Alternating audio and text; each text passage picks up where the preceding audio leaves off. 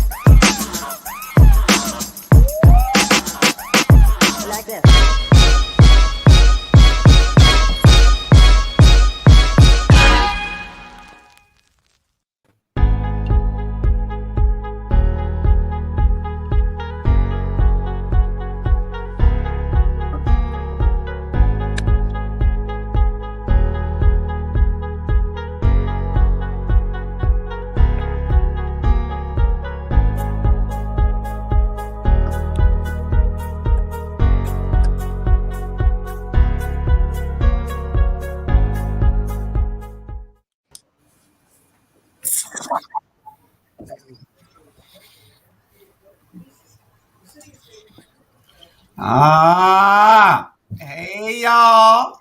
Hey, people. Hey, my people. See if I can get my glasses so I can see y'all. You know, me and Charlie getting up there in age. No, why you always putting me in that category? Put Julius in that category. I can drink Crown Royal. And I can walk up 2 flights of steps without falling down. Oh, yeah? That's all right. Wow.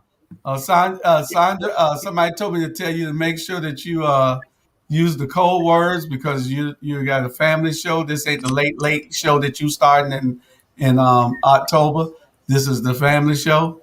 We got about 3 weeks to get your show aired up and going. And we don't need that BS. Who told you? They watching right now. It's a minister. Oh, and he said he don't need out of your district in case you think about coming back home to run.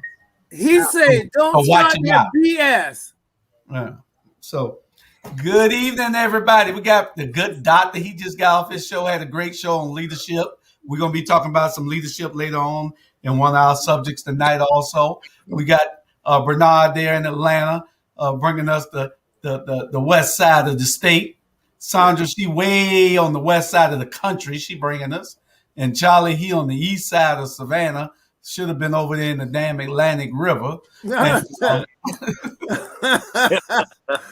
You like that? You like that, Mr. Brown? Yeah, I thought that was your compadre. It is the Atlantic Ocean. I mean, not the Atlantic River. I meant the Savannah River. We just got hit with another hurricane yesterday. Yeah, I saw all that water there with things flooded out there. Mm-hmm. You better be careful. I feel sorry for the people in Louisiana, I swear. I'll talk to you. I'm on the show now. Hey, look at this one here. He's so antiquated. Yeah, that's a good word, yeah. He didn't know. Hey, y'all see that phone he got? I had to talk him into getting a real phone. He had a flip phone for the last 8 years. A flip Wow. phone. A flip phone. Now he'll get on talking noise now though.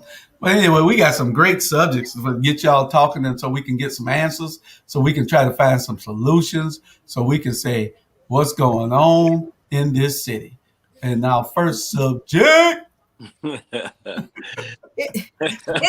all over though. It really is all over. Well, yeah, it is. It is. But you know, when you got smaller cities, it should be more controlled. You know, when you got smaller cities, it should be more controlled. I don't understand it. And our subject is why are we killing each other so much here? 14-year-old kid killed on Emerald Drive in Fraser Home Monday night. Wasn't it Monday or Tuesday? Jamal? It was Monday. Okay. Mm-hmm. Okay, Monday night. 14, 14 years old. and he probably was killed by another team. No, that's crazy, man. They're usually killed by their peers. You know what one of the biggest concern is, and it's in social media, is in videos, life imitating art, and they see it. But these guys on the movies and girls, they get up after the shoot, but in real life they don't really get up. You know, well, I've been saying for a while, you know, that it's a lot of this lies at the parents' feet. You know, I mean, but you know, let's think about it. Your child is. Do you know where your child is? And how many parents can honestly say that they are doing room checks these days like our parents used to do? My parents was the FBI, the DEA, SWAT, and everything else, because at least once a month they would come and just flip our rooms for no damn reason at all. And black bag our rooms. Anything that was contraband, that they felt like was contraband, it was coming out. Mm-hmm. We couldn't have no damn guns and stuff. And I can remember, my mom came and took my airplane glue away from me.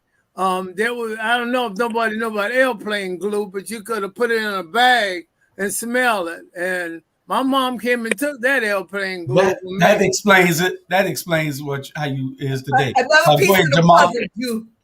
Another piece of the puzzle. Yeah. Well, I'm going to segue from the show that we dealt with on Ron Telvad to the Rabble, so even when I saw the agenda, I said to myself, why do we act like this is something new? And I had to ask the question, anybody know what was the murder capital of the United States in 1985? The murder capital in the United States in 1985 was a place called Savannah, Georgia. Per capita. Mm-hmm. Yeah. Second was Miami. So Savannah has had this issue right here that this is not anything new. We try to project and we try to forget. And which I'll let y'all know what they're going to say. This is just coming from the stats. They're going to say that we are not as violent as today back then from the 80s and the 90s. That's what they're going to say. They say when you look across the numbers, yes, I'm saying all of it is tragic.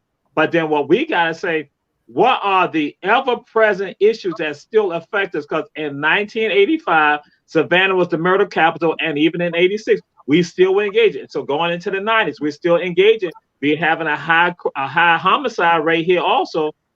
But no one tends to look at that. Nobody goes to say, and we look at right now. We think right now is that this is like the beginning. That this is the first time we've seen it. I'm like saying, no, wait a minute.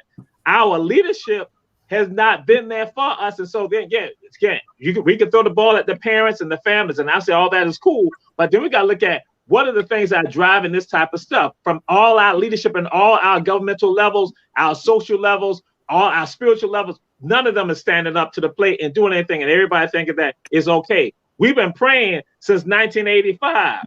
Just to throw that out there, we've been praying since 1985. Let me cut you off. Was that when Ricky Jivin gang was around? No. Well, even prior to Ricky, yeah.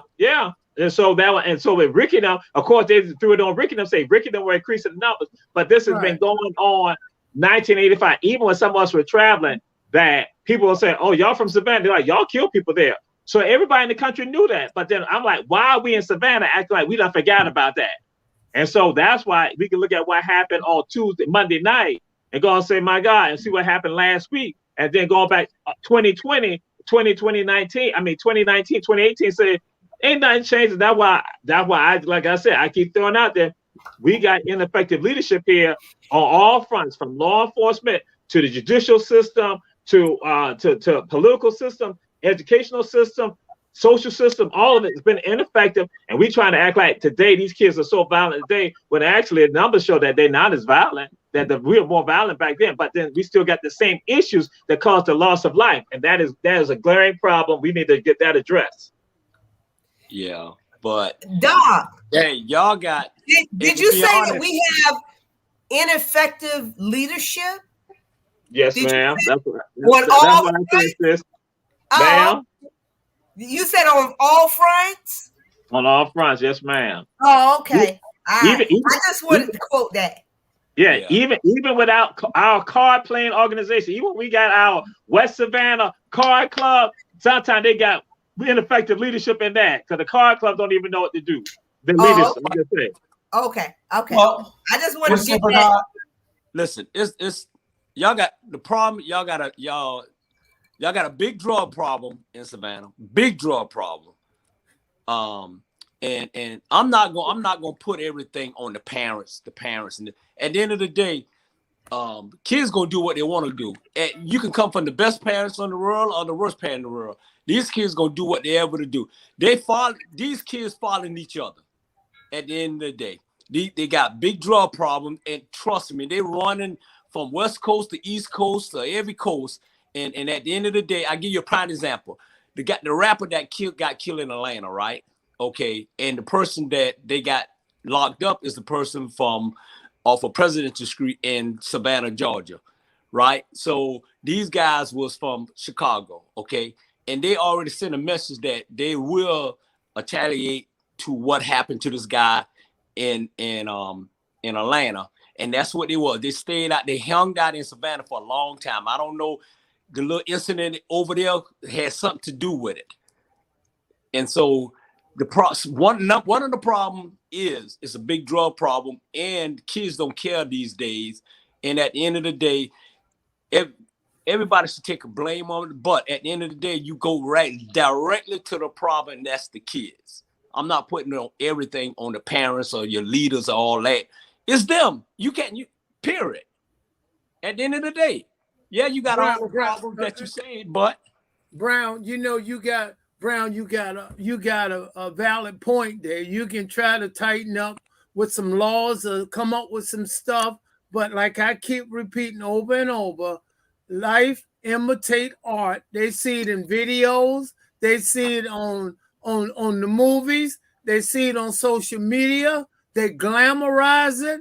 Parents can take their phone, might help reduce some of it, but I'm saying I don't know exactly what to do. We can throw rocks and we can say a lot, and we don't know exactly what to do. I mean, give us some ideas. Just don't throw it out there. Tell us some things we might can attempt to do, because I'm not hearing that. I'm just hearing people throwing it out there. How about this? Economics plays a role. Economics, that we're not addressing economics. We are not addressing economic crime. Okay, throw it out there. Crime is tied to economics, and we gotta have a wholesale change. We gotta implement the policy. But I really wanted to say this right here. I'm not down with what Bernard Brown has been saying. I'm not down with that. Bernard Brown, Bernard Brown. I'm like, listen to him. Like, is Bernard Brown from Savannah? He's talking about y'all. Let me tell you about y'all. I'm like, what the world, y'all? Yeah, for real. We were just talking about Savannah because this is prevalent in Atlanta and all over the country. Yeah, I think y'all. Bernard, Yeah. Bernard, I'm with you on that, Bernard. Y'all people. Hey, you know what? One of the other things to look at, though, when you look at this in a bigger context, is look at where this is happening. It's happening only in people of color neighborhoods and communities. Oh Lord! And you just touched on it, Jamal. Though, economics. And economics. And now I'm gonna throw something out. I was interviewed on Monday by a reporter from the Savannah Morning News. It was about the protests that we had regarding SCAD. So what happened? The reporter said, and she said, this is what I'm told. She said, tell me your position on this. She said that white people who move into these neighborhoods like Starling District and all these areas and SCAD, they said that when they move into those areas that crime reduces, say that they no longer have crime. So those neighborhoods are filled with crime. So that's why they go and gentrify those neighborhoods. Because I told her, what? I said, that's the crap. That's the propaganda that they promote. I said, they have shot fire technology in City Market, downtown to Broughton Street, and also on River Street. But no shot fire technology in our neighborhoods. So I'm like, wait a minute. So I said, that's the crap that I'm talking about. So I'm throwing it out there. So when we talk about economics, they don't want to do what's right economically because they want to be greedy and then also look out only for themselves. So then that's why the lives of our children, our mothers, our fathers, our cousins, our brothers or sisters are basically collateral damage. That's what we just collateral damage for them to not have this city. That's what I'm saying. This is all part of the process for them to have this city. This is no game right here. This shit is intentional. I'm sorry for saying that, but this is intentional. That again, we tend to think, and that's why I said, you just don't throw it on no black folks. You better understand this is the game. That's what they do. Law enforcement, they don't go and look at us. Politicians don't look at us. Again, here goes shot fire technology. And so now when that reporter said that, I said, well, I love the fact that you told me that because I know that's the deal. Here it is. So black folks, as you said, Brother Julius, that is in our neighborhoods. Because guess what? Y'all are expendable. It just ain't about displacing y'all. Y'all lives are expendable. So when we going to do something about that leadership? That's why I say my sister Shonda McKeithen, that again, sis, that, yeah, ineffective leadership. Yeah. Hey, Mr. Brown, let's, like you said, we throwing it out there. So what's the solution heading forward? What's, you know? We need to get rid of people who's on the school board, who not basically trying to make sure our children are being educated. So again, that cripples them also. We need to get people out of political office on the county and also in the city and in the state and in the federal government. We need to get them out of office. Those who are not creating policies that will bring about change. That again, we got the information out there because there's enough studies out there that tells us what to do. That we look at our neighborhoods economically, where you got a house in a black neighborhood that's $100,000, $200,000. Excuse me. Let me say $200,000, $300,000 less than a house that's in a Caucasian community. That again, that's smaller than a house in the black community, and that banks are right here involved in that. And you got black bankers involved in that type of foolishness also. You got black politicians involved in this also. You got black civil servants involved in this also. You got people on these boards who are black just like us. We all automatically understand how some of the Caucasians don't even have a sensitivity about us. But when you got black folks in those positions, there's will be the voices for us with regard to some of this fairness and this bring about equality. You're talking about social justice. It's about all of us being involved. And again, I'm saying black folks, you have an obligation to stand up for us. We need to get them out. That's right. That's right. That is a great summation because it's a combination of a lot of things: the leadership, poor parenting. But when you go back to poor parenting, you still go back to economics because those we have to work harder to make two jobs, and the parent ain't in the home, and those kids sneak out and go do what they want to do and get into all kind of trouble. And when we look at it, somebody mentioned that it's only the 2% of the population of the same people that are doing these things. It's real small number. It looks like it's out of control and it's just so widespread. It ain't worse than Chicago. Chicago is just on fire. You don't know where the hell it's coming from there. I mean, you know where it's coming from, but I'm saying you just got to be always looking and ducking in Chicago. Yeah, that's one of the problems that we got. I'm gonna throw something out there. It just ain't the teens. I'm gonna put it out there. Y'all know I love and brag on HBJ. I shared it on the show. Ron tell that, and some people didn't grasp it. There was some football players who had an incident right there, and so they have their brother come out there to the practice with a weapon in their pocket. This is not children. These are young adults who are coming out there, and that some of the parents saw it. Did they call the police? I'm saying right now, asking a question, being rhetorical. Did they call the police? No, they did not call the police. So again, that's not a teenager doing that. That's an adult doing that. And so guess what? The teenagers are seeing that type of stuff. And that's what I'm saying. And I'm putting it out there. Herschel B. Jenkins High School football team. That's why I say I don't play the game. I'll put it out there. And that is shameful. And the parents say we saw the weapon in their pocket because they had a conflict. So they're going to try to handle some business. It's tough. It's tough now. I'm telling you, it's just crazy. So we got a problem. We have an epidemic that we need to solve. I don't know how we get to that. They can solve an Asian hate crime and put out bills and everything in one day, in 1 week. This has been going on in our communities for 50 years, but they want it. Like you say, it's a plan. This is premeditated murder. Well, see, genocide. But see, this is us against us. With the Asian hate crime, this was people from the outside, against the Asians. Right. So in order for us, because right today in Houston, or last night, we had somebody pulled up in a parking space like we would usually do, and they opened up their door a little bit too wide. They hit a man's door like we do on occasion, okay? And that led to them arguing or whatever. Well, it led to that person that opened up their door too wide, which these were two black gentlemen. One was dead within 3 minutes of that altercation.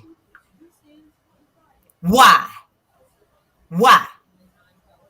Because we don't value us. That's why. Both of these gentlemen, one was 32 with 7 kids, the one that died, and whoever this is on the run, he's in his 30s. And his girlfriend that was driving the car that got hit, she's in her late 20s, early 30s. So we have 3 families about to be severely altered in some way, But if we would start talking to our children, adult children, young children,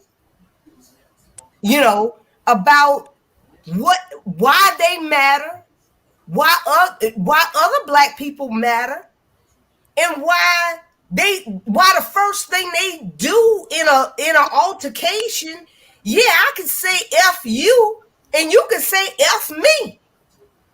But why I got to I mean, after that, why do I have to pull out a gun and kill you? I done had plenty of people say F me. Yeah. They don't think, well, and there's no conflict resolution. well, They don't think, they just act. And well, But Dr. Chancellor Williams said wait, just wait a minute. We right back at what I said earlier. Economics got nothing to do with it, okay? Economics does help. Don't get me wrong. When you got a parent ain't got to work 2 jobs and she make $20 an hour or $25 an hour. But the parents got to step up. You cannot put it on the school board people. You cannot put it on politicians. They might come up with better laws, but we got to do it at home. Like Sandra just say, we got to talk to our young people and say, what you see in the movies, what you see on videos, stop life imitating art. That's what you got going on. And these people are not getting up. They are dying. We can rationalize and be political all we want and put it on the politician. That is part right, but part wrong. The parent needs to step up. Exactly. And do what they can do.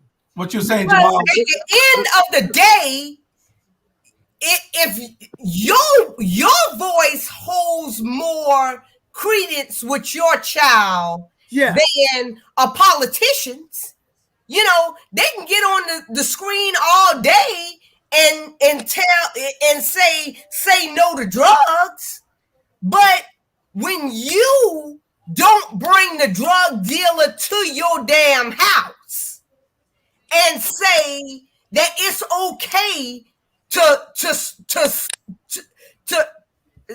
smoke up, or when you don't bring the drug dealer to your house and say that this is okay behavior, or when you're not saying that this is how we resolve things at a certain level, when you're saying stop, think, because see, your next move may alter your life for the rest of your life. When you're saying this, this is how your children will, and it needs to start at a young age. That's correct. It don't need to start when they turn 13 and they already done made connection with the juvenile justice system. It needs to start at a young age when they're acting out in Walmart and you light their ass up on aisle 10. Okay, Jamal, because Sandra will go on forever. No, give her an opportunity. You let other people talk. Let her talk. Hey. You don't just tell me, hey, okay? Let her talk. You let him talk long as he wants. We stop parenting. That's when we lost control. When we stop parenting, that's when we lost control. When we started parenting according to how the defects said parent, that's when we lost control of our children. I'm going to say that. Jamal, go ahead. I'm going to say that my perspective, and I'm generally going to talk in this environment with people. I'm just saying, like y'all, and people who know me know the type of conversation. I'm saying my brothers and my sisters, they know that when we're in these circles, and now I say some stuff I don't even play. I don't blame the victims of oppression. The stuff I'm hearing, that's the type of stuff that I go against these other people and I spit fire at them about. That's why I say other brothers and sisters know that I spit the fire. You blame the goddamn victims of oppression. This is oppression. This is why oppression does. Just like you say, okay, we stop parenting. That came from the system. It is all hand in hand. I ask people in my classes, and I threw this out long ago. I ask people, who controls the black community? People say, we do. No, you don't. The media controls the black community. Then you say, we can't hold a politician responsible. Yes, it is the system. Y'all fuss about the system all the time. So I'm like, that stuff is consistent. You don't go and cherry pick when you're not going to blame them for stuff. Then now when it comes to something like this, then they're like, oh, Chester Williams said that the reason why we do some of this, because we see nothing. We've been groomed to understand we are nothing. So when we cause harm to one another, because we're nothing. It wasn't done by us doing that. It was based on a doggone system that we have seen. We have seen the trauma. Nobody addressed the trauma of black people for 400 years in this country. So y'all can play the game all you want. Jamal Touré, I see cannot be on a show like this because, again, this type of stuff I'm here, I'm like, this is the doggone oppressor talking. This is the people who oppress us. Shit, you part of the damn problem. And you think they ain't got no hand in this? It's an invisible hand, and some people going to call it the invisible hand because they're right there. And then you act like buffer Negroes, excusing them. That's what they have always done. They use the buffers, the Chinese that were in the Caribbean, and in Central America, and the Indians also, because they understood. You put them up front, and you blame them. And guess what? In the United States, they use black people to do that type of stuff. I'm sitting here listening to this. I'm like, hell no, Jamal. You know you don't want to be on the show like this, because this type of stuff right here, y'all don't even play that. You can make all your excuses all you want and try to put it on black people. I know we have a responsibility, but then you got a system that's overall been oppressing these people around here, oppressing me and everybody else. And then I'm going to put it all on me. I'm like, go beyond it. That's some crap right there. That's absolutely crap. You can't. So, yeah. That's some crap. That's some ignorant crap right there. That's the goddamn oppressor talking to me. You are the ones. You are the goddamn gatekeeper, the pit bulldog for them. You can't talk about banning nobody else because y'all doing the same goddamn thing. You can't talk about no other politician. You saying the same. I'm saying, what the hell? See, with me, I chill.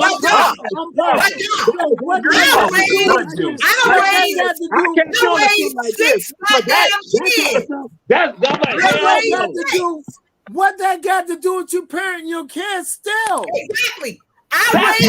Y'all just said we stop parenting. Who made you stop parenting? You said defects. Oh my God. Oh my God. What the hell is going on here? Make me stop parenting my damn kids. What the hell is going on? So that's why I said, see, that's why I go like tomorrow. I'm not making no excuses tomorrow and Georgia Southern about what happened. We talk about George Floyd, y'all going to champion what happened to Derek Chauvin. I'm like, what the hell about the y'all who was right there, the system that was playing the role? Oh my God. Michael Brown, Tamir Rice. I'm like, what the hell? How do we excuse us? But y'all gonna attack other people? I'm like, oh, wait a minute now. Jamal, you nut juice. I understand how oppression works. I understand how oppression works. I didn't attack anyone. I was saying life imitate art, and parents need to be responsible. So I don't know where you come from. Put the burden all on us. It's not just on us. Why don't you attack? Hit the system also. Say it is multifaceted and address all of them. But you're not going. So some people listen to this, and that's why I'm sitting here right now. I want people out there who may not agree with me, but I want you to understand there's another side to this right here. That crap that you saying. That's all we saying.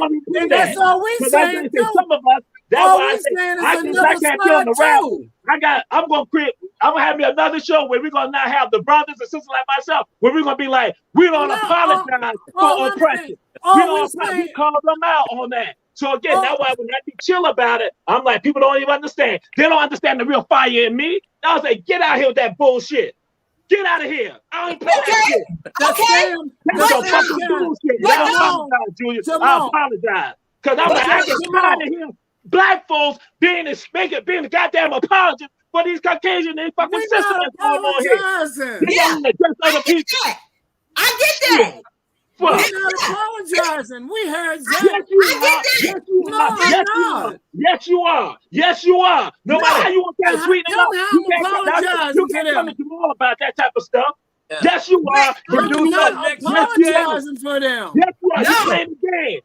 And that's the thing. Now I'm saying people like me, we sitting there like looking like just like you got your agenda. I have my damn agenda. What you talking about? Agenda. What are you talking about?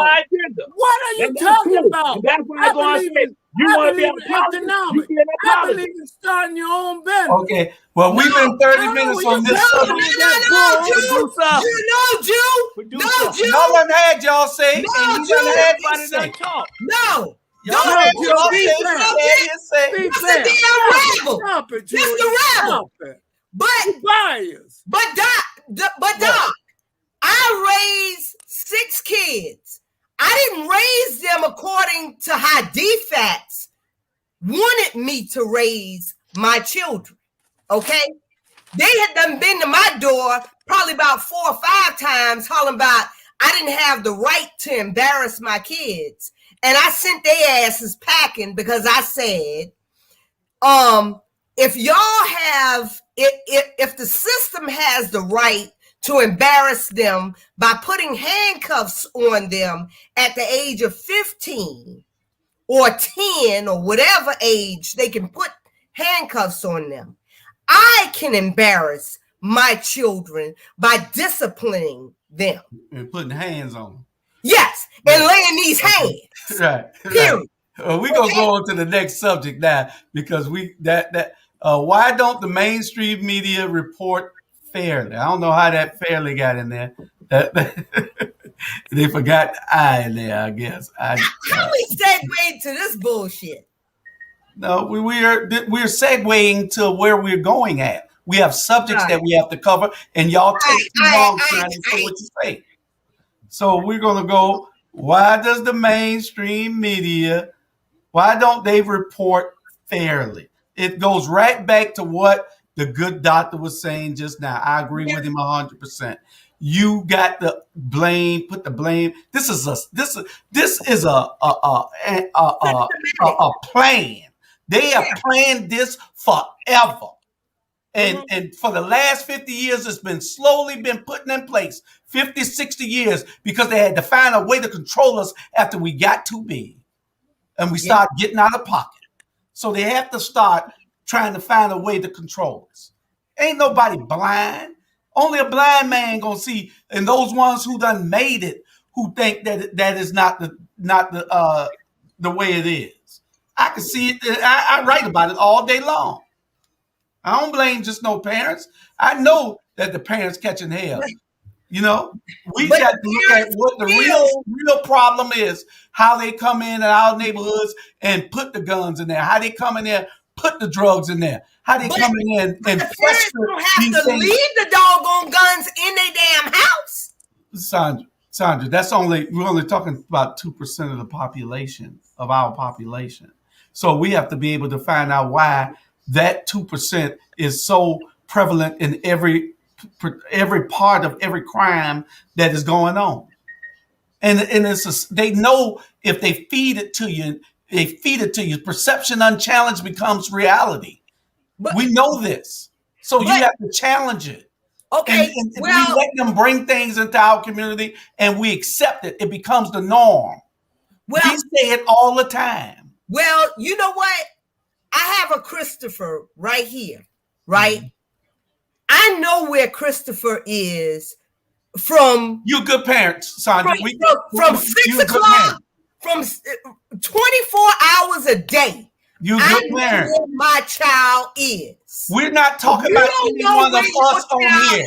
Is 24 hours a day, and your child is under the age of 18. Something is wrong.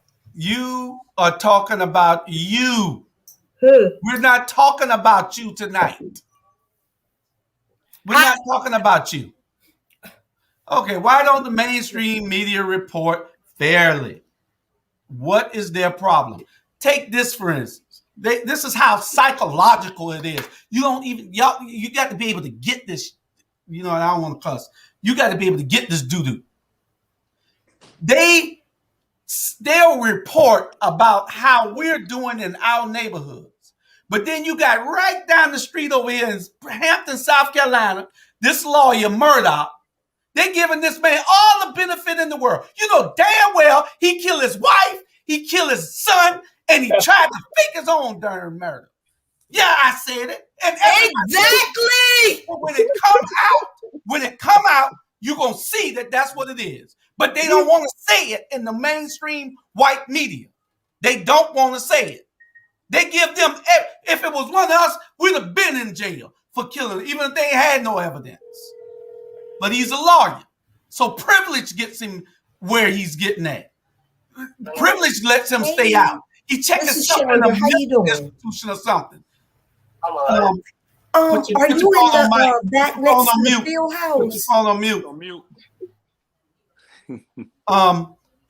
But Hey. he trying to check himself in a mental institution, some alcohol abuse clinic or something. You know something was wrong.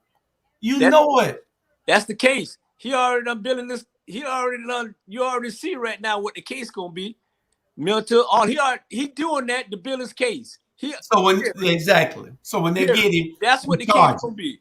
He was mental, this and that, and but you know what? I'm sitting here and I'm listening to all this. At the end of the day, everything we talking about right now is basically really nothing new. All right. At the end of the day, we gonna need to take care of our own damn self. We need to we as black people need to start taking care of ourselves. Start dealing with taking care of our own problem. We already know what time it is when it comes to them.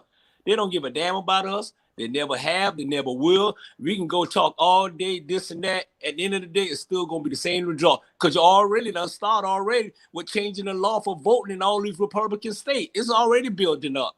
At the end of the day, shit. We going right back where we came from. Trust me. We're going right back where we came from if we allow this. We can sit here and we can talk all day. But if we allow them, continue to allow them to do this way, we're going to get right back there. We're going to be on some ships and we're going to be, and all hell going to break loose. It's still all boiled down to Mr. Brown. It's still boiled all down to economics. It all boiled down to economics. Everything you see, follow the economics. That's where it works. Okay. Well, I mean, say that. Go ahead, Bernard. At the end of the day, it's economic and everything. But at the end of the day, sometimes it ain't always about economic. At the end of the day, sometimes it's like about damn common sense. If somebody hit my damn door, I'm gonna say, I'm sorry, excuse me, it's okay. And I ain't gonna pull out a gun and shoot them because they hit my door. But Mr. Brown, but that's life imitating art. I was just saying economics about a great deal of the media. When they control the money, you follow economics. That's what I was getting at. Yeah, somebody said that the GOP has a plan. They got a plan, believe that. They got diabolical plans that we don't even see because they instituted a little bit at a time. Yeah. And it comes in and it gets ingrained in our thoughts every day. Yeah. And we start repeating. Why you think they let gangster rap and all this filth be in these rap songs every day to brainwash our kids? Yeah. They do it on purpose. Yeah. Right back. Life imitate art. So go ahead and preach it. I want to hear it. You're doing a damn good job of it. And they use it better on us. A good job of it. You are absolutely right. It's life imitating art because they are putting the life in there so we can think that we're the artists. And they have the economic. And they have the economic to promote it and do it. Follow the money. Correct. All this about killing and everything. All these rappers dying every day. They shooting each other up every day because they dissing each other in their rap songs, and then they shooting and killing each other and making a rap song about it. This shit, man, this is horrible. And then we got legislators and lawmakers that don't do nothing about it. What that's about, because again, people don't understand. It's the psychological that's going on with that. Because when you are a child, when you are a teenager, you hear that. See that you think that's how it's supposed to function. Then you continue to groom the people to function like that. But then what happened when you now again being a responsible adult, that your mind has not been polluted by that. Then you understand, just like we joke about something. You tell somebody, I'm gonna kill you for you eat up my food. You know that person is just saying that's not a real statement. But if somebody else, when they now are 13 years old, 12 years old, 10 years old, when they hear that, that's a different thought. Their minds have not been developed yet. But when you begin to condition the mind to function like that, so now they're going to literally think, if they eat my food, I need to kill them. And that's what goes on. That's what we say. That continues. And that, again, that's not in the hands, because we don't control any of that. It's other elements that control it. And then again, we embrace them. I said, you don't embrace none of that foolishness with them. You call them out, because when you call them out like that, they didn't realize, like, you know what? I can't mess with Jamal. I can't do Jamal like that. Now these other people, they know that. So, but that's why you got to plant the seed in other people to let them know, like, wake up. That's why I say some people you can disagree, but plant the doggone seed. Plant And the here seed. go So right back to economics again with this right here, what Ivan had, where it was. The non-black kids and adults are the ones listening to gangster rap. True. But they're not the ones imitating it. Like Charlie Brown say, life imitating art. They're not the ones imitating it. Yeah, they're listening to it because the beat and the rhythm and the hook is so great. And it's real life out there. And these kids are imitating art and killing each other every day. And we're allowing it. When you know better, you should do better. And Julius, and you know what's sad? For some reason, like Jamal was saying, that depressing, but it's so sad because they must be realized when the video or the whatever film they do, that person get up. But in real life, they don't get up. They don't get up. That's correct. You know, and they think they're being hard because that now becomes their machismo. That becomes their macho. You know, so that they think, and we all know that ain't being macho. That ain't being a man or a woman. Not at all. I used to tell somebody back in 1992, 93, I was in Long Park, California in prison. And I've never seen so many people so happy to be there. I mean, you don't walk around to be sad, but what the hell y'all so happy about? I'm looking at it every day. I'm saying, what the hell these guys? They were actually living the life, now they got their G status. You see what I'm saying? They're gangsters now. When they go back home, they gangsters. They happy to be there with their homeboys. Well, I'm miserable, but I'm putting on a happy face. Right. But if this is all you know, if your uncles went to prison, your cousins went to prison, yes, if you are generational prison, members, it's your turn. And right. You do your prison and then you come out. Right. Your bid is to come out alive. But we shouldn't be conditioning our people to go to prison. Right. That's what I'm saying. Right. We need to start conditioning our people to go to college. Right. Or to own businesses if the system won't allow them to be management or, have more than 7.5 an hour. That's what we need to start conditioning our people to be. Instead of conditioning them to say, oh, well, I'll accept prison. Okay. And we still on why don't the mainstream media report the news fairly? Is there a conspiracy to report only negative on blacks in high profile situations? But when you get whites like Alex Murdoch over in South Carolina, they don't report that. They report it only to show that somebody shot him. They ain't even brought the fact that, he should be in jail for trying to stage his own murder. He should be in jail because we know that he probably murdered his doggone whole family. Exactly. What you say, Jamal? Charlie Brown calls me to burn my food. I'm running off right now. He calls me to burn my food. No, I didn't. I did not cause you to burn your food. I mean,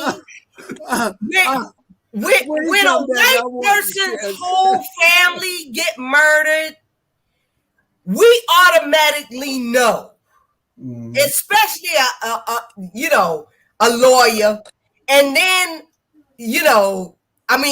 then months later he has a superficial what was it, a gunshot to the head? Yeah, but he had Sandra. He had the guy to stage it to do it. And I'll tell you what, there is a God, and I say that because the guy shot him almost point blank to the head, and he brazed him versus killing him. Mm-hmm. So on purpose, on purpose. I don't know about that, Julius. He didn't mean to die, because if he wanted to die, then he should have just go jump off a bridge or run in front of a car. No. He ain't got enough guts for that. He wanted the guy to out his lights for him. No. The guy should have shot more than one time then. So that's why I'm saying that he shot 6 times. Yeah. Then he turned himself into the rehab or whatever. Now he done turned himself into rehab. You know, that's white folk. Privilege. That's privilege. Privilege. I was about to say white folk shiz. But privilege. Yeah. And he shouldn't be getting away with that. If that was Charlie Brown, they would have put Charlie Brown under the jail. And Julius, let me ask you a question. What? Why it couldn't be Bernard? Why it couldn't be so? Well, if it was Bernard, they had to put him under the jail. No, but why you picked me? Because I'm not the one to do stuff like that. I'm the one who. We didn't think that Alex Murdoch was either. We didn't think he was. Mr. Brown. What's that woman's name? You know what I told Julius? I'm the one who sniffed glue.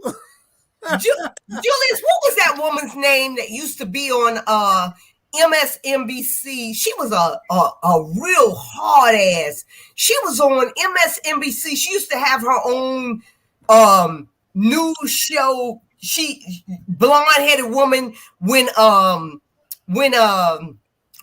Simpson. She hated OJ Simpson. And I know what you're talking about. She still got her show. It's this. I forgot her name, but I know who you're talking about. Y'all know who I'm talking about. Well, she had her own show, and her Kelly. What's her name? She went to the other station though, and she had her own show on the Justice channel. Yeah, I know who you're talking about. She hated OJ. You weren't talking about Gloria already. You talking about the other blonde one, the little skinny one, kind of heavy set chick. No, the one out of Atlanta. Yeah, she out of Atlanta. Yeah, she did the story on this girl that shot the boy and killed him over here in Runaway Point. The homecoming queen. She had her on this show. That's correct. That's who you talking about. I know who you talking about. Yeah. What's her name? She was out of Macon. Yeah. She was out of Macon. Country. Yeah, she's probably out of Macon. Yeah, she was out of Macon. Yeah. But if she was still on the air, I'm telling you, she would have been all over this guy in South Carolina. She would have been all over him. She would have sniffed him out 62 times. I'm surprised somebody else ain't all over him, because this is a simple cut case that he done killed his family, and then he trying to kill himself. Y'all know he's guilty. What the hell are y'all waiting on? Yeah. What? Yeah. What? That don't make no sense. The man guilty is all outdoors. They won't stop me from running for office, but they got an idiot running around here shooting people, trying to shoot himself and all. We need this spirited conversation. We still love each other. I'm letting the viewers know, but that's the rabble, what it's about. That's right. We got to find out where the root coming from, and the root die, then the plants will die. That leads up to all that. We have to go to the root and kill the root on all this, on the media, on a bunch of stuff. Once you kill a root, then the plant can't grow. That is absolutely correct. See, I love Charlie Brown, even though I ain't get my chicken and I done burned up my pizza, but I love Charlie Brown. Charlie Brown, my big brother, because Charlie Brown give me guidance. So that's why we can do it, because we family. See, some of y'all understand that type of stuff. Right. But my pizza burned up right now, though. But I know. But guess what, my friend? We need that spirited conversation, because people have to know what's going on, and if we're gonna ever go and move forward, the root got to die so the plants can die. That's causing the problem. And 20 years later, burn my pizza. 20 years later, you still taking food out of Jamal's mouth. 20 years later. Julius, I don't need that from you. Which media outlet is the worst? TOC, JCL, SAV, No. Fox? I'm gonna tell you who the best. I'm gonna tell you who the best Worst. now. JCL is best, the best station in Savannah now. And not because they got the new black president and general manager. I noticed they've been leading towards that way, and they're being a lot fair. WTOC is terrible. They are. Why y'all got so quiet? Man, that means y'all scared of WTOC. Well, They come interview y'all, and then WTOC interviews you, Julius, and Jamal. Those the one came out to interview y'all. WTOC. Yeah, they all were there. TOC, okay. SAV, Channel 3. All right, I don't know none of them. Yeah, they don't report fairly, and the Savannah Morning News is just garbage. You try to be you don't fair think with JCL have improved? JCL. Yeah. JCL probably, but No, they have improved. TOC just don't care, you know. No. And you would think that they would get some journalistic integrity somewhere, but they just don't care. You know, if they pull a picture of me from 30 years ago. What the hell that got to do with the case that me waiting 10 years? That was 30 years ago. I mean, I was young and handsome and all, but I'm gonna tell you what's interesting about that. You was ugly then, and you're ugly now. So what's the difference? You're right. What's the difference? You're absolutely Jesus, correct. help me. But I'll share some with y'all. One of the interesting things, and that it becomes nebulous with regard to how they function. When Teddy did the Black Media Only event, and so again, I'm getting interviewed by folks from the media. So I'm talking to African American. They send the African American reporters to talk to us. So when we talking to them, what happened? They trying to get on Teddy. They trying to talk about the fact that y'all had how wrong that was. So I had to say to one of the reporters, I said, listen, y'all got racism that happened even within your own department. Yeah. So she looked at me. I said, you can't even get black stories on that are progressive black stories about us. I said, Savannah Morning News, I said, they sent somebody that they knew was going to be adversarial to us. And I say, so you trying to go along with them on this? So she's looking at me because, see, she didn't think that I understood by how they function. Even black reporters, black directors, producers have issues with regard to even trying to get information out. So we need a congressional. But they'll come and hit us like, oh, it's all on us. I'm like, no. You guys, issues going on. I told him, why y'all get a lot of publicity for the St. Patrick's Day stuff, for the parade and all that. But for the King Parade, y'all put the same preparation in it for that all. And they looking at me like, what? How you know that? I said, you ain't got to be a genius to see what y'all do. I've been saying if it bleeds, it leads. And go ahead, Bernard, before I go to this. Hey, Joe, put up that last comment that the young lady had. I think she was saying about that right there. Yeah. Max Dedite, who was reporting on the Weeping Time, is a full-on white supremacist. Wow. And yet he surely does act like it. Those are Rebecca Rose's words, but he sure does act like it. Because he doesn't want to get the real side of the story. And that's what leads into what I'm saying. They will, if like Ivan said, if it bleeds, it leads, or if it's black, we're going to make it bleed. Because you just can't. I gave these people information that they should be reporting on white politicians here in Port Wentworth. Do you think they made one report yet? Mm-mm. But if it was me and they gave it to them about me, they would have had me in front of City Hall every day trying to interview me about that. Exactly. It needs to be a full-blown investigation. Their media credentials need to be taken. I'm talking about serious, man. These people don't even need to be on the air because all they think about is sensationalism for us, not anybody else, because we sell, because they want to show us as the villains. The villains. Good word. I didn't want to use that word. Something that comes into play too. When just like people tell us, say, some of us, like we think that we arrive and that we only turn around and help us out when now something harmful comes against them. Guess what? What happened last week when I was doing the lives and I was talking about how SCAD security was telling me at the protest that I can be on the sidewalk, and I'm like saying, wait a minute, that's your property right there, but this is public property right here. And they were trying to insist, but I said, no, I have a right to be on the sidewalk, and we have a right to be here for the protest. A reporter came talk to me, said that they were told by SCAD security that they could not interview somebody on the sidewalk. I said, oh, so now you understand what I was saying. They were like, right. They try to bully you. And so for some of them, they got literally, you got to put it in their face. Like I'm understanding, like the stuff you're doing to me will come back and visit you too. So that's why you need to be fair about the stuff. Correct. I told Nancy Guam from the newspaper today, she got information that she's not reported yet. And so she wanted to call and ask me all these questions. And I gave her the interview and talked to her. And then when she go to the mayor today at a workshop and try to ask him questions, he said, I'm not talking to you. And she told me this. I mean, somebody else told me, so I asked her about it. She said, yes, he refused to talk to me. I say, but you let him get away with it. You don't say nothing about it.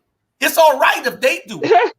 But if I did it, they're going to start writing up all these articles about me saying, oh, Mayor Hall it doesn't want to talk to the press. Well, I'm going to give you the same thing that he giving you if I become the mayor. The same thing. He don't want to talk to you? Mm-hmm. I ain't going to talk to you. And when those security was telling Jamal that, guess what? And now I'm going to pay taxes. SCAD pay taxes for none of those buildings. None of them. Not a nickel. The people who live in Carbon Village pay more taxes on those little raggedy houses than SCAD pay. SCAD paid zero taxes. And it should be abolished. That should be abolished. Yep. And then they're going to try to run the sidewalk too and not paying no taxes? That's wrong. And that's exactly what I say. I say, so y'all don't pay no taxes. But here go people who pay taxes, got property right here. We can't even say that for our sidewalks in front of our houses, but y'all who don't pay no taxes at all. And that's why I say, Savannah, we got to do something about this, child. We got to do something about this. But I say some of y'all sit there and just let it go. And so that's why, again, they try to bully us and even try to tell us that they want us to move. Tell the police to not get involved. To tell us to move to the corners so that things won't escalate. I'm like, it ain't going to escalate because of us. It's going to escalate because of it, because they called y'all to come tell us to move. When we could walk on the sidewalk, and they knew they couldn't tell us. But again, they try to intimidate and bully the average person. So I'm like saying, yo, when are we going to finally stand up and then again, here go the media, then understanding that, oh, they told me I had to go too, but then I had to tell them, no, I have a right to be here. That's what I'm talking about. They can say anything they want to say to you, and you got to do it. Jill. Yep. Jill, Sandra, Bernard, Jamal, we got to find the root and kill a root, because that's where the problem lies. The plant is out there, but you cut the plant down, but the root keep putting more out. That's correct. To get the root. Got to put that weed killer in it. This is why we need our own black media, the good sister said, and this is what we're trying to create here. The only thing we don't have yet, and we're working on it, is putting in a news cast. We're going to get to that part later on, but we're growing babies, so just keep feeding us. Bernard? Hey, I was just about to say that. I guarantee you all the information that they're giving out on this show, if for the first time people is hearing it, because they don't know. They don't get the information until they watch this show. They don't get the information until they watch all the shows, period. Mm-hmm. That's the only way they get their information is right here. And I guarantee you, if WTOC and all of them can find a way to end this shit, they will. They would. They would. Trust and that's the reason why they try to put, holes on Facebook and different social media sites, because they're trying to curtail what people have access to, Mhm. just like China, you know, and these other, you know, what do they call doc? Repressive countries, repressive Yeah. governments. Yeah. Yeah. Because you know what? I'm like this. I think I've been going from Savannah about 35 years. 35 years. And I done got caught by watching here and listening to y'all. I done caught up about 10 years of 10 years of information that I truly didn't know. You know. Yeah. So that's amazing. People who stay in Savannah tune in. I guarantee gotta- you get the better results. You're right, and we got to stop being so damn scary in this city. You know, like Jamal said, with you got to have. You can't be like this, him. No, You gotta be, it's not like that. It's like death.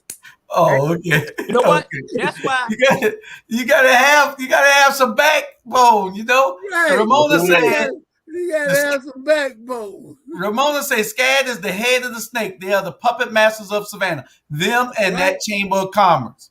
And that Chamber of Commerce. The Chamber of Commerce runs Savannah. Hey, Runs Chatham County.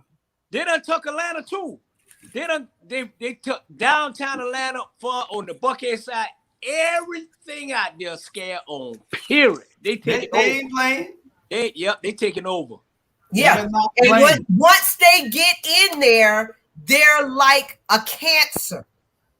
And one of the keys is when you don't pay no taxes, then you can have money to grow with. You can have lots of money to grow with. Yeah. Mm-hmm. Yeah, take Harvard and Boston. They give them a stipend every year, $14 million. If you doubt me, go online, look it up. 14 or more $1 million every year to help with their infrastructure because people use it. Harvard give $14 million to the city of Boston. Check it out. And SCAD ain't trying to give nothing. SCAD ain't trying to give nothing. They ain't trying to do nothing. They ain't even making a good faith gesture in trying to do anything. They probably sending their students to the school, their faculty members, kids to the school for free. That's the only thing they're doing. They ain't helping nobody in the community. Yeah, you know? So they take from the community. They're gentrifying the communities, but they're not giving back to the communities. Because if you let some people tell it, they say if SCAD pack up and leave, what they not, because they got a good thing going. If they pack up and leave, they say Savannah or die. They are wrong. They're wrong. Will live. It will bring the price of everything down. The apartments will come down. Everything will come down. Tell them to take the height, hit the road jack. Because if you look at the industry we got, go in Port Wentworth, look at the port and all that. That got nothing to do with SCAD. I'm saying hit the road jack and don't come back. Because, you know, even the affordable housing, you know, that was on right there in East Savannah, it's going away because SCAD has bought it from the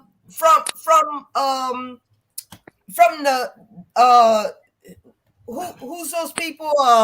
The housing authority.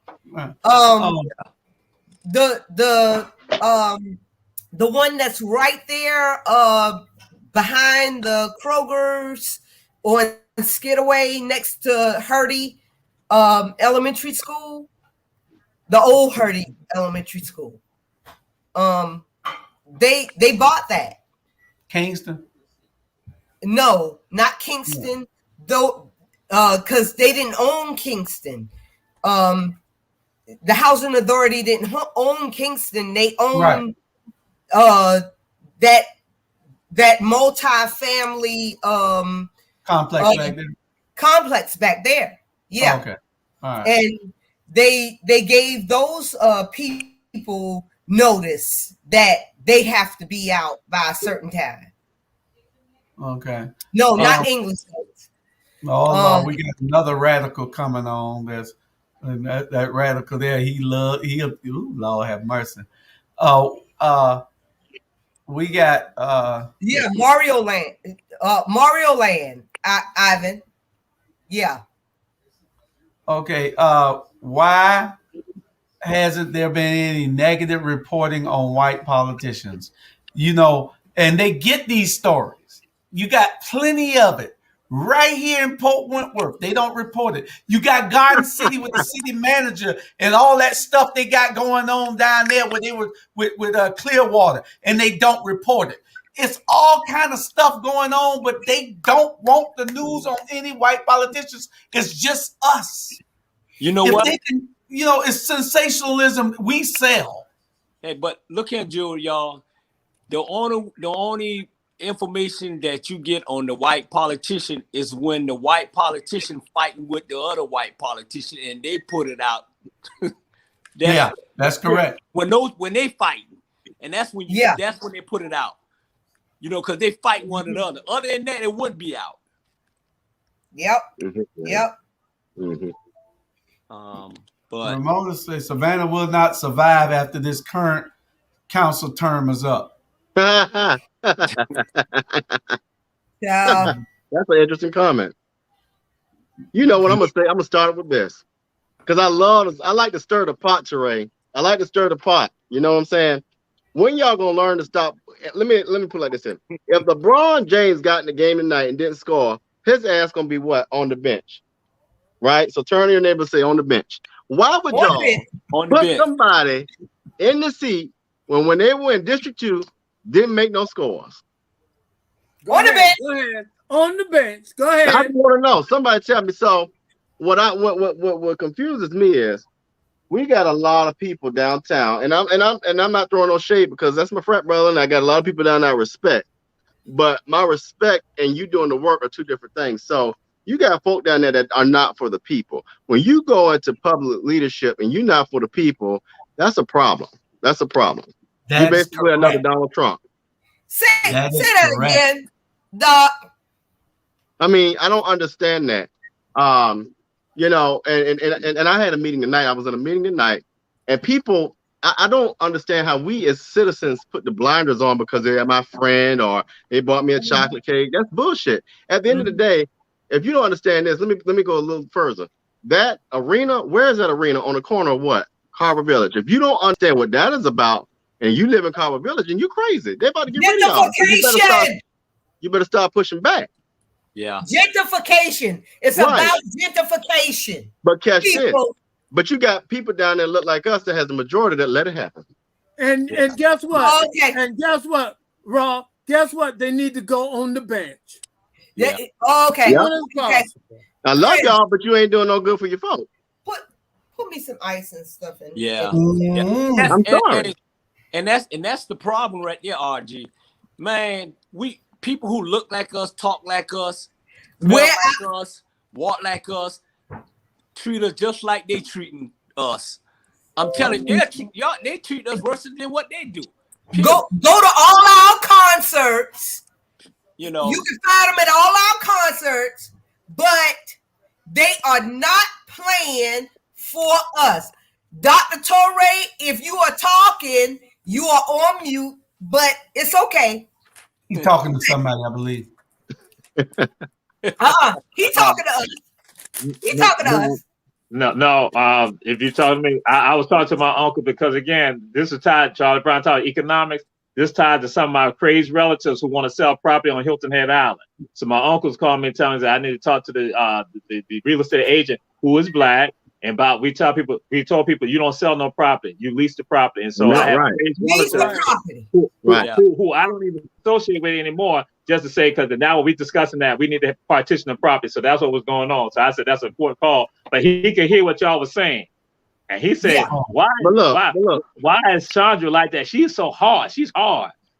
She need a drink. She need a drink and some of that the new cigarettes, I call it. No. Okay, we got one more question before we go on to the next subject. And it's real quick. It's not about black or white folks. It's not. It's about systematically, historically, and traditionally, black folks have been out of the economic equation for years and decades. That's what it's about. And so until we realize that we have a seat at the table, we will always be on the menu. Yeah. Boy, you better say that there. Okay. Hey, On the spirit of God, look, I'm in preaching mode tonight now. Somebody, my old friend told me, Francis Johnson said he saw a preacher me years ago. damn, boy, I didn't know who you was. Yo, That preach right there. That preach. oh my God. Must be Hey. a butterbean. I'm talking about what Bernard talking. Bernard do a testimony before he do America After Dark. So I'm just saying, I'm not talking about he be testifying. Charlie Brown. God told me to bring that in there. God said, bring that in there. Charlie Brown. I told you to do. Bill God Cosby. said, bring it in there, son. He told me. He said, because it was getting too much. I said, okay, praise the Lord. So let me ask this one question before we move on to our hot topic that I'm gonna have to mute Sandra on the hot topic. I got to mute her on it. I'm gonna mute you. You gonna get moved tonight. Yes, you are, because you're not gonna do what I know you're gonna do in a few minutes. But before we move on to the next subject, it was one question I had, and that was, they don't report fairly, and they got news to report on other people besides us. Is it about race? Is it about money? Is it about political affiliation? What is it about? Power. Go ahead. Hey, you know what? What's the guy? Floyd. Remember when Floyd got killed? How long it been now? About over a year? A year and a half. A year and a half. Okay, within a year and a half. Have y'all heard his name yet? Have y'all heard his name yet? Again, because what they do is they'll just rattle, and then they fade away. That's what we allow them. We just fade away. They kill us, and we just fade away. You don't hear no more until another Floyd come in, and then then they'll come out and media. Then all of a sudden calm down. Then we'll fade away. That's what kind of people are. You're absolutely correct. You're absolutely correct. Because George Floyd was bigger than the World Trade Center. Yeah, don't hear it no more. Yeah. Fade away. But I've heard you hear stuff. about 9/11. Every year you hear about 9/11. Yeah. Hey, at the end of the day, I may get in trouble, but every damn year you hear about 9/11. You mad? No, but, I have heard about stuff. But we don't hear about Sandra Bland. We don't hear about. Here's the thing. I've heard about on TikTok. Somebody made the comment that the recent killings in Afghanistan with the 14 soldiers. Somebody made the complaint that, well, why didn't they get a gold casket like Floyd? I said, because you knew what you were signing up for. I ain't trying to be funny and disrespectful, but you knew what you were signing up for, and that would be a part of the risk. George and Nick at one morning talking about, I want a knee on my damn neck. That's the difference. Yeah. Yeah. And they finally brought that damn gold casket. Anybody give them that gold casket? Shit, they had to pay for it. Okay. Touchdown. And Touchdown. Gloria Steinem, who one of the organizers and one of the creators of NOW, or at least one of the leaders of NOW, National Organization of Women, she said something. She said that it is easy for them to write about say negative things about people who are not from her social group or from her race. She said that it's easy she said that for us, it's comfortable. It's okay for us. We can go and bash black men, Latino men, Asian men. That is okay. We can do that. But now when I got to talk about Caucasian males, in particular from my social level, then I don't like necessarily talking about that. And so that's what happened when we talk about the media controlling things. So when it's about other people, vilifying other people, it's easy for them to do that. They are going to throw that out there all the time and then make you have the burden with regards to your faults and your issues. But when it comes to put the mirror on themselves, the light on themselves, they will shy away from doing something like that. So that's what occurs. And that, again, that when it goes right back to, it is the system in place with regards to that. Get me. You remember? I think Biden was the time he was running for president, right? And they had this commercial. They had the little white boy and they had the little black boy, and I guess they was holding hand and walking. That was so much bullshit. You know, they you see what they do to us? Like, okay, we together, and they have them walking and all that and talking and running at each other and hugging. Man, stop that bull. Stop that bull. And I'm at the end of the day, boy. They fool us. You know what? Let me just hush before I get kicked off. All right, our next subject. All right, Next thank game. you. Next Hold subject. on. Y'all, look. If you part of CCDC, Jay said y'all better not endorse, so you're gonna get fired. You fired. I'm speaking for Chairman Jones. Jay You don't fired. endorse. Jay don't endorse, but because it's 4 Democrats in there right now, so he can't, and I really can't. But I can say what I want to say off the, when I'm not in CCDC, So we gonna talk about these people that we're running. Who's your choice? Who do you like? Who's the Dr. choice? Jamal. Who's the choices? You got Edna Jackson. You got Clinton Young. You got Antoine Lang. And you got Sabrina Kent. And you got a libertarian white guy named Clinton Coward. Julia, how will his name come up? His name will come up. Charlie, hold on. Who has been in the community? Who has evidence of working in the community and making a difference? That's what I'm for. Tell me who's done it. None of them. How will his name? No, that's not true. Julius, how will his name come up on the Independent, or how would it come up on the Libertarian Party? Well, I'm gonna say this: Edna should sit down. She should just have several seats. Charlie, they say you was dirty as hell. Now they told me that now. She should just have several seats.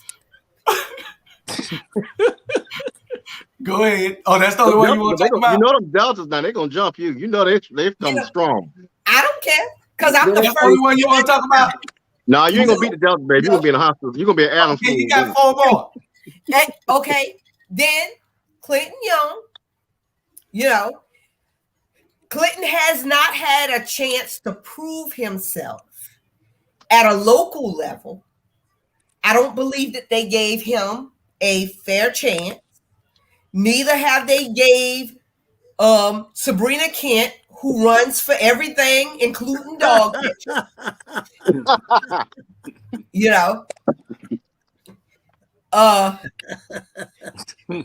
Be nice. But Sabrina Kent will talk up. Yeah. She will speak up. You got that right. She'll speak up for you now. So if y'all want somebody that's going to speak up, I say send Sabrina. Now, what's the little boy name? I shouldn't call him a little boy. He's a man now. What's the man name? Antoine. Antoine, God bless his heart. He's not ready. He's not ready yet. No. But after a while, he will be. He's run for a lot of stuff also. But I still feel like he needs some time. He really needs some time to cultivate himself. He really needs some time to get go into one of these districts and do some things at a district level before you do something at a state level.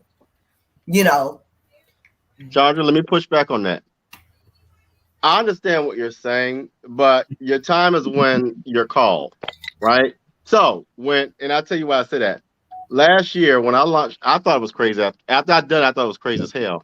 But when I launched a statewide campaign to be a public service commissioner, it was learning as I went along. Now, by the time I learned what I needed to learn, I was ready to do it, and we was all in. But you rarely know what to do until you sometimes are in it. And so that's why I go back to my main question.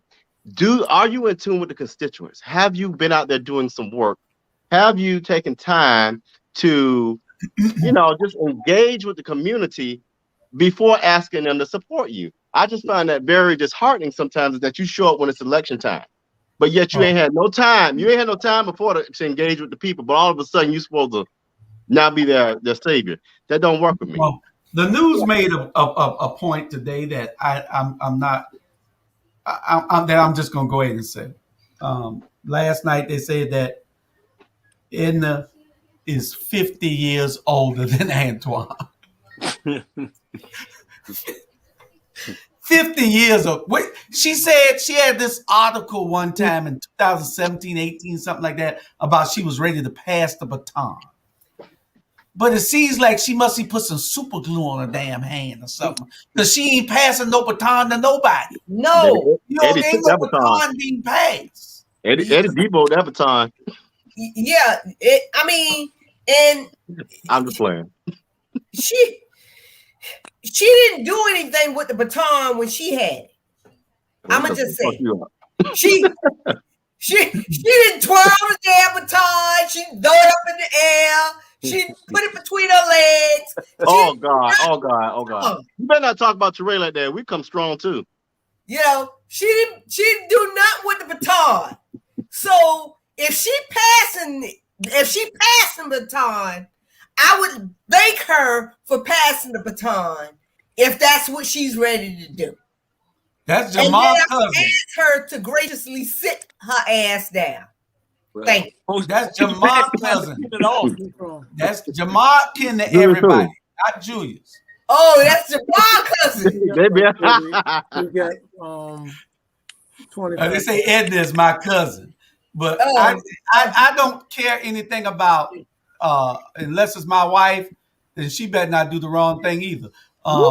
Unless it's my wife, you get it here on the Rabble and you get it on ATR. Because if you're not doing what's best for the community, then you have a problem with this particular network. You got a problem with this particular platform because we're going to call it out. That's what we do here. It doesn't matter whether Edna's my cousin, Chester's my cousin.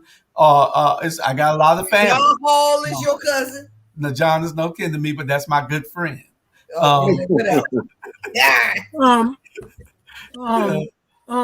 The subject is that Edna do know how to negotiate because she had the opportunity to when they was drawing lines. She was a part of that with the city of Savannah. But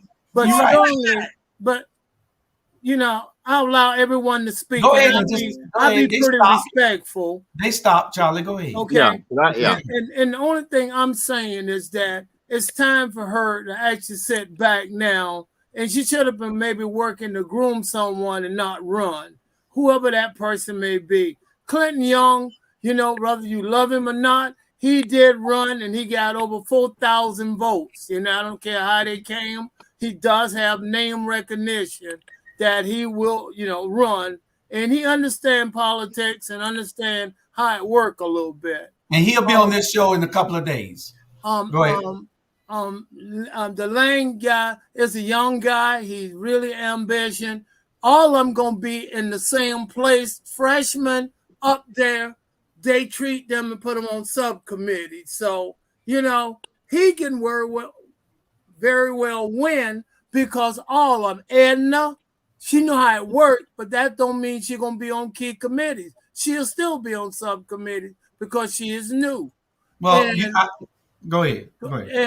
And I think it's enough. Sabrina Kent, she know how it works. She's been a lobbyist for the longshoremen for years. She's been going up there doing some lobbying.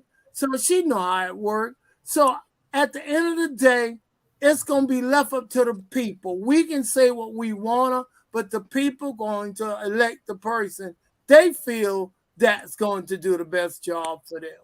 Yeah, but we just like signs, we influence. I understand that. I understand that, but we're not signs, but we do influence a few. But again, the people gonna still select and pick the person I think they feel comfortable. Anybody else want to give their rundown of the 5K? Go ahead.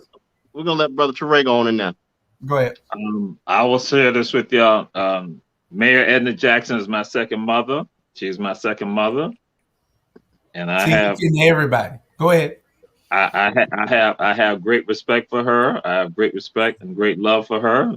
Yes, she is my second mother, and I cannot say anything disparaging about the mayor. Wait a minute, have I frozen? Okay, I thought. No, we just letting you get it. Oh no, I thought no, because on my screen it got froze. So I have much love and respect for her. Clinton Young, you know he's from HBJ. He's Hurst B. Jenkins High School. He's a warrior. Negative. He's a warrior in the house. That's a negative mark. Deduction. Deduction. Yeah, for real. And but I am going to have to support, and I am supporting Edna's grandchild, her spiritual grandchild, who is Antoine Lang. And Antoine has represented the entire county because he's on our board of election. And I'll go and share this with y'all.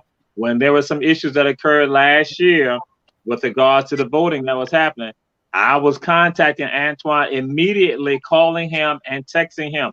And he was like, hey, he said, Dr. Toure, I'm on it right now. I'm taking care of this. And so what I saw from him, that he was not placating, he was not going along with what was happening. And with regards to the extension of the time for some voting areas, that was something that he played a role in, and that I would dare say, he was the one that caused it to happen. Where people began saying, oh, we have extended time.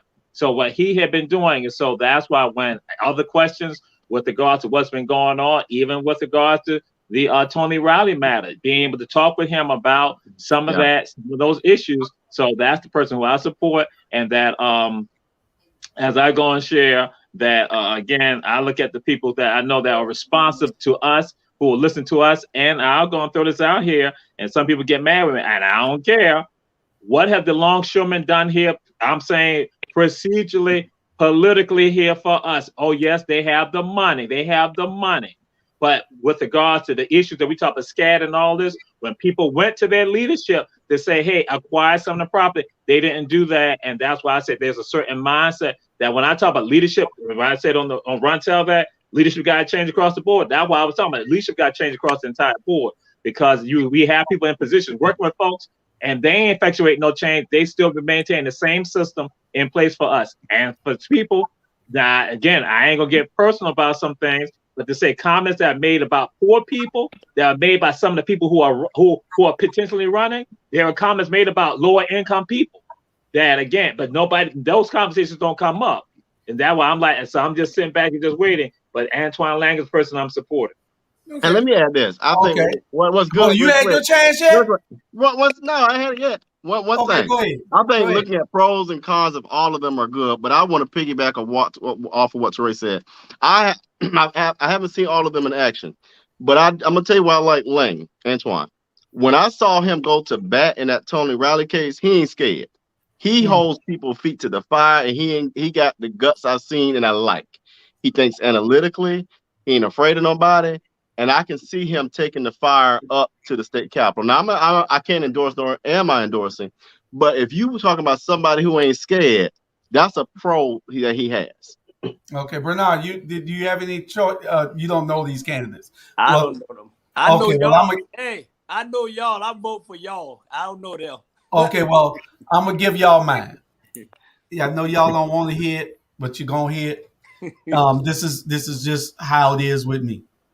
I can't vote for. I'm not in their district, but like I said, this program and this platform does influence because of what we say. And two people have been in the community.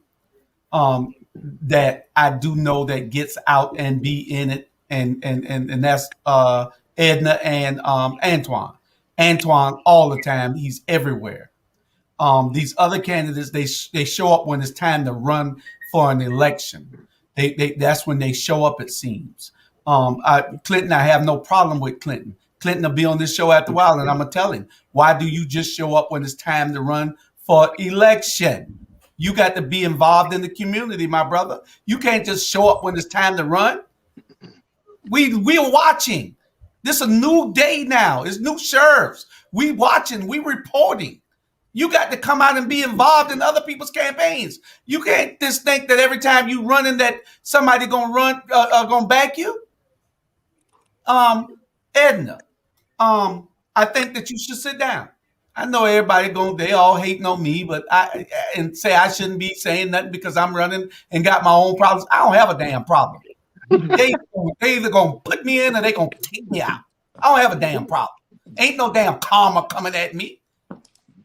I need the law to apply. That's right. That's right. Do I look upset to y'all? Hell no. We're gonna make it do what it do. I want the law to apply. But anyway, back to Edna. Sit down somewhere. Sit down somewhere, like Sandra say. There's plenty of chairs. Sit down somewhere in the back, preferably, and voice your opinion up front. I respect you as being the former mayor, but you ain't doing nothing but having the Van Johnson agenda on your sleeves when you go there. We ain't got time for that. We ain't got time for that no more. We need people that's gonna advocate for the people. Not advocating and Otis, you and Otis there, y'all, you and Otis washed up. I never respect Otis again as long as I live, because he's told me something at that YMCA at a Hunger Club forum one day that I will never respect that man again. That's my mentor. That's my mentor. Who he is. He about to bring recycling in here in a minute. Listen, I know it. but they all need to sit down somewhere. What Julius have said, he have spoken. No, I'm not even finished. I have not gotten even please stop blowing that hot air then. Please stop. My show. Otis Johnson don't have nothing to do with it. Leave Otis Johnson out of it. Leave Otis Johnson out of it. You had your say. Yeah, but I was kind. I was kind to the candidate. I did not bash people. It don't matter what you did. It's what I'm doing. You had your time to do anything you want to do. You're wrong. You ain't gonna tell me what to do. You're wrong. You're not gonna tell me what to do, Charlie. Shut the hell up. Boy, y'all can't own the night, boy. You're wrong. And, how you gonna tell me what to do with my time? You do what you do with your time. You're wrong. Okay, well, make me wrong. Anyway, the young man, Mr. Coward, I don't even know who you are. You can't win. And no, Ramona, he ain't coming in and split no vote because ain't nobody gonna vote for him because ain't nobody know him. He's not been in the community. Damn. Now, my two candidates, my two favorites is Sabrina Kent and Antoine Lane. Now, and I can say this: everybody got all y'all could come on the show. All five of y'all could come on this show on the Watchdogs. Just call Dr. Bryant right there. He'll put you on the Watchdogs. And I gave you Clinton number the other day. On the Watchdogs. My two favorites is those you two. You done said your damn two favorites. Sabrina. You done said your damn two favorites. Sabrina. You said STFU. Sabrina is a fighter. I know that. Yes. But and Antoine is young. Antoine, I had a talk with him today. If Antoine does what he's supposed to do, Antoine could be the mayor here in the next 12 years. Oh, Lord, here we go. 12 to 14 years. He'll be a great candidate if he treats the people right. That's all he got to do. So I'll be. You got to think ahead. Ain't nobody in 1950 no more thinking. Don't worry about that. Don't jump the curve. Yeah. No, you don't jump the curve. I can do what I want to do. Curve. Why can't I? I can't think like you Charlie. Jumping the curve. There you go again. Gonna move his ass now. M-O-O-T. Move. M-O-O-T. Move.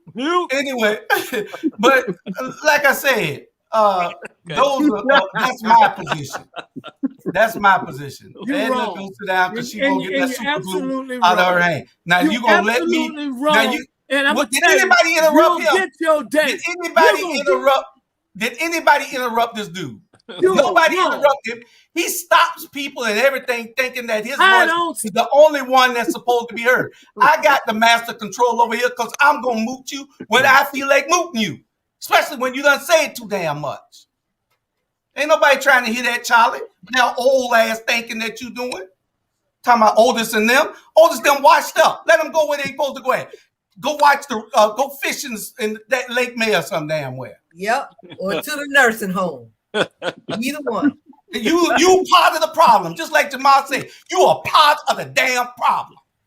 Exactly. Still got these people in our lives every damn day. And That's he the didn't do problem. nothing for black business when he could, and then he got the nerve to write a book about black Next business. case. Next case. That's my mentor. That is wrong what you did to me, Julius. Well, Completely. Okay.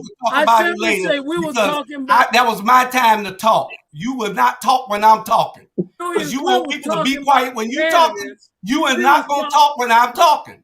We was talking about the candidate. It was my time. You're right. It's your show. Okay, then you be quiet when I'm talking. It's your show, and I apologize. That's correct. It's your correct. show. You understand I apologize. That. I want to say this before I go. I'm going to endorse one You ain't even got to say it. And that Clinton Young. That's it. All right. Clinton Young. Okay. That's it. All right. And if you're right, it's your show. Correct. And Shit. He got an attitude. You can't tell me what I'm going to say and tell me I'm wrong. Ain't nobody told you was wrong. Say what you gonna say. Say what you gonna say and keep saying it. When it's my time, you ain't gonna tell me what I'm gonna say. No, you better that's believe what gets that. you in trouble. Is your mouth. Yeah, I ain't never getting no trouble. You stink. Boy, I remove you from the damn studio. You don't have no controls. Boy, the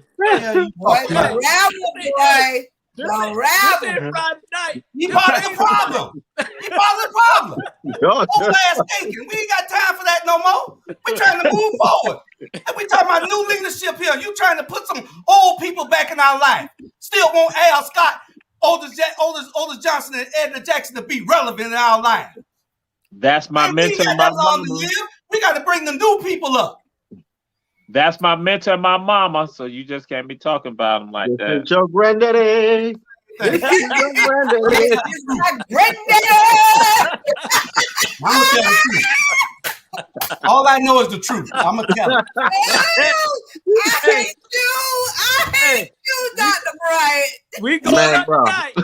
Hey, don't know what's going on tonight. I'm gonna scared. I'm like, sat in that jail. But you gonna tell me how I'm supposed to think. You gonna tell me I'm wrong? Ain't everybody sitting there listening to hot air. He was telling us about Bernard, you better not tell nobody the God. I know.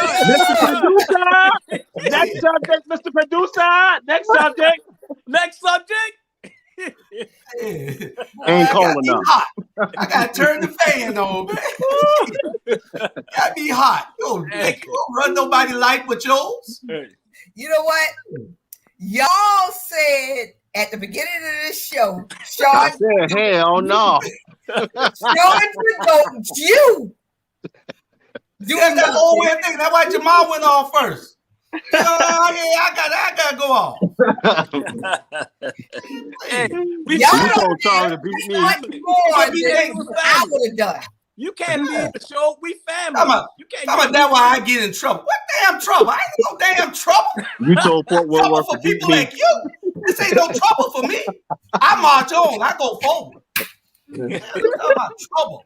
You're on the wrong side if you think I'm in trouble. Look, he gonna cry when he get in the car. Hey, he got my vote. Shit, you got my vote, boy. I'm a realist. I'm gonna tell you like I feel. I ain't sugarcoating shit for nobody. Yeah. So you come with your husband. Amen. Julius is the mayor of P Valley. Y'all better remember it. The folks want Charlie back on. The people want Charlie back on. Where's Jay Jones? Jimmy J on vacation. No, we can't take Jay today. Jay would be too much. Jay said he wasn't coming. The people say put Charlie back on. Charlie said the subject. Charlie.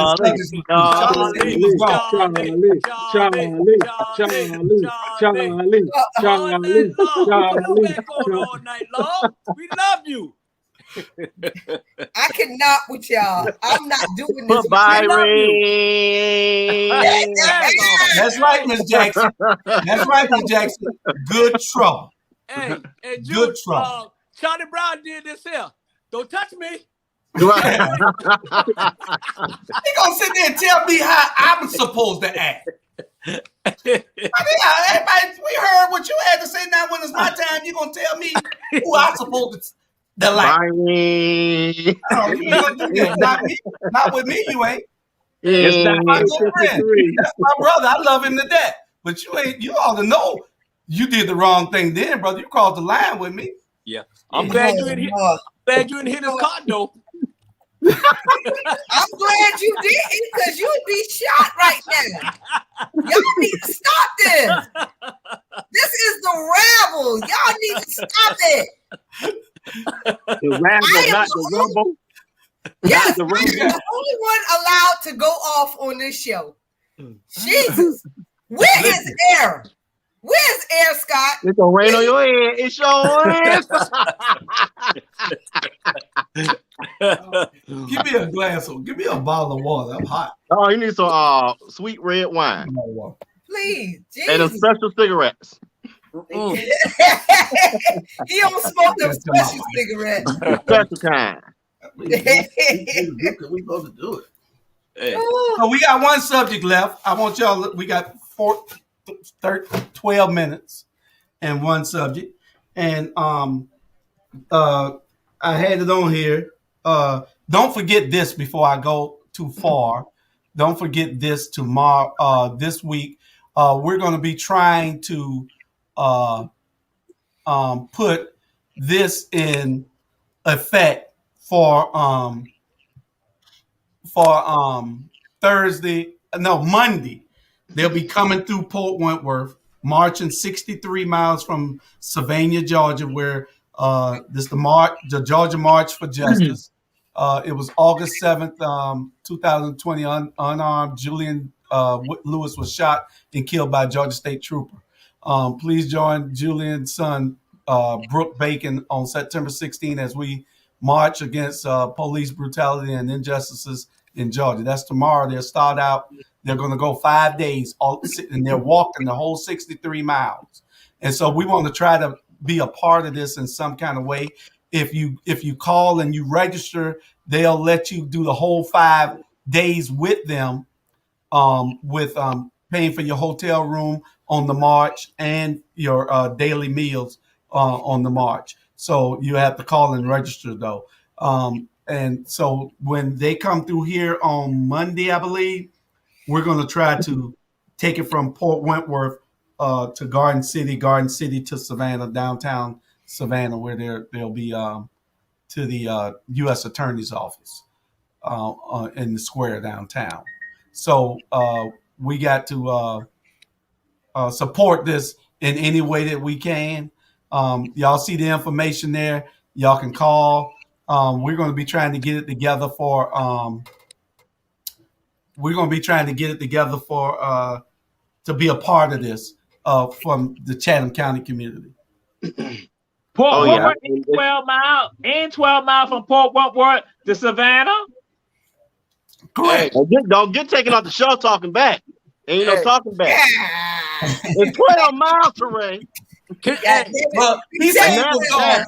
No, y'all don't think that I just took Charlie off the show. Charlie Thank said you, he was Charlie. gone.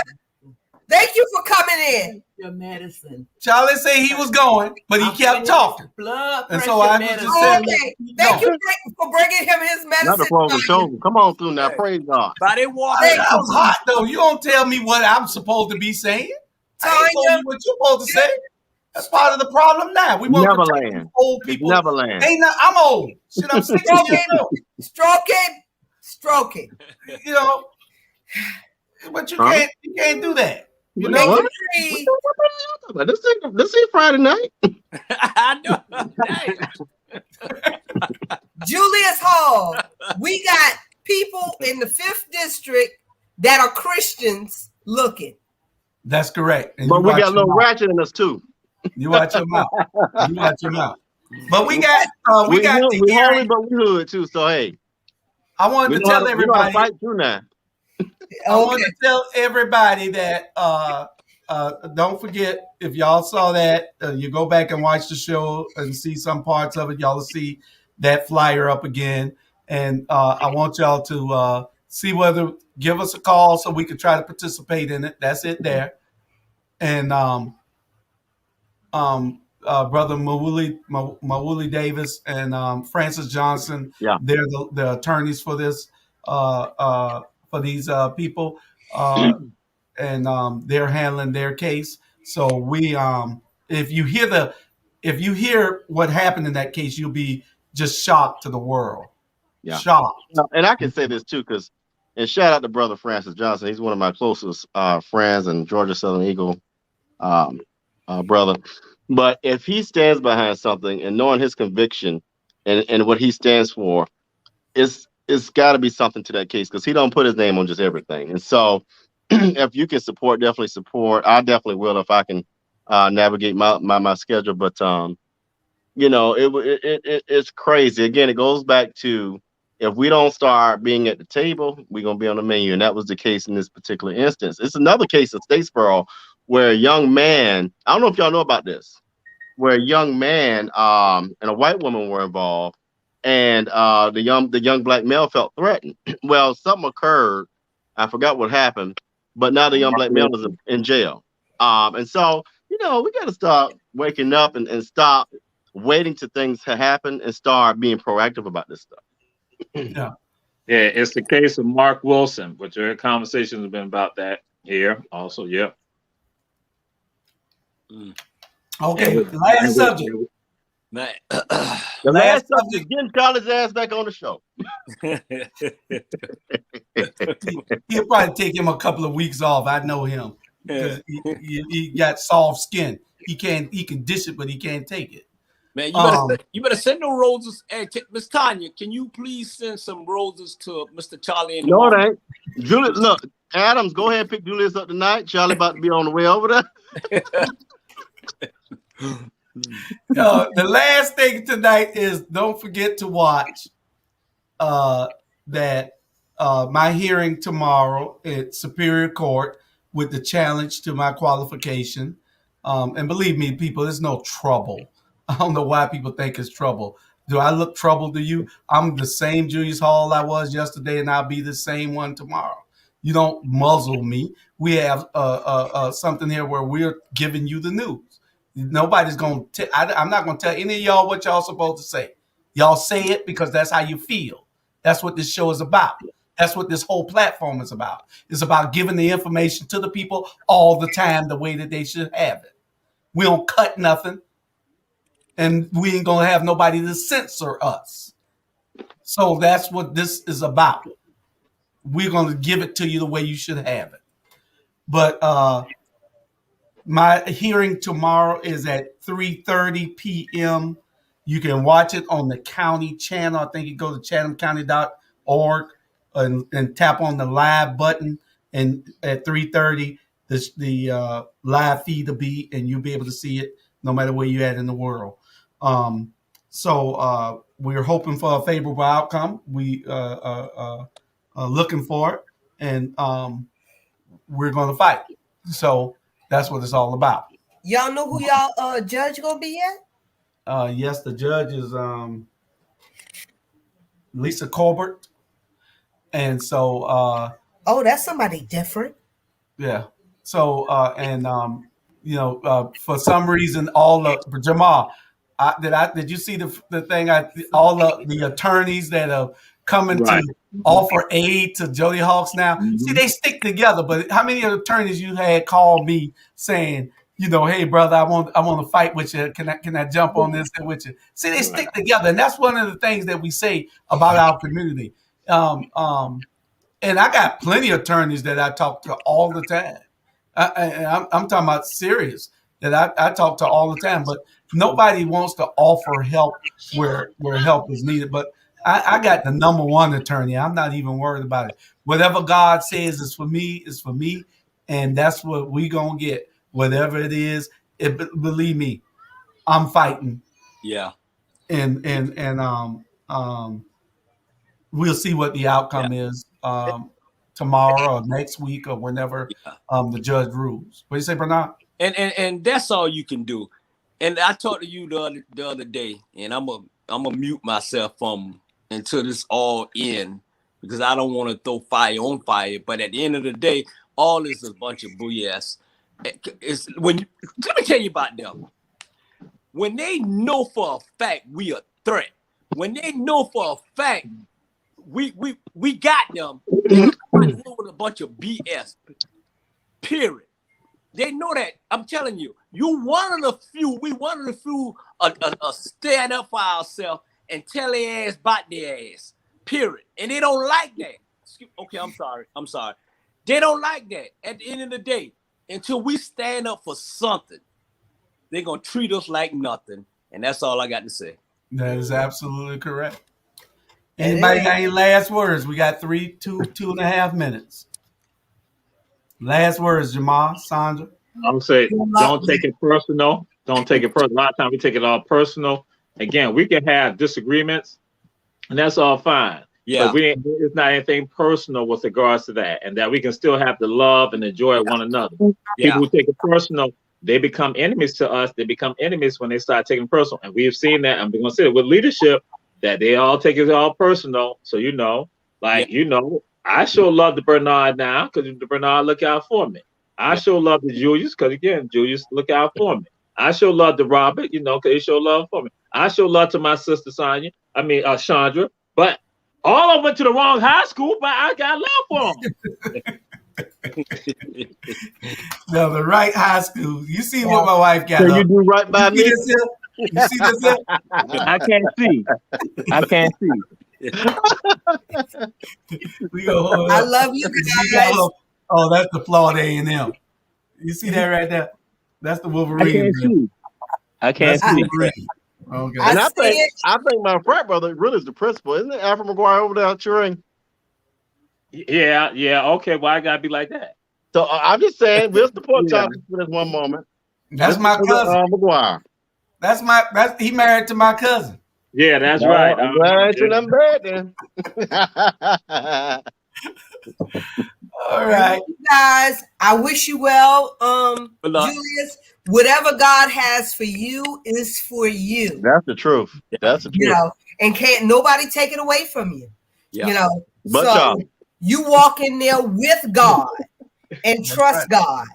So don't trust anything but His word. All these interviews. You better call that man and apologize. You didn't have to take the man off the show. That was dirty as hell. And ask them to interview the mayor and the dream team. Stop having everybody coming over here interviewing you. Yeah. Tell them to go and interview the mayor and his dream team.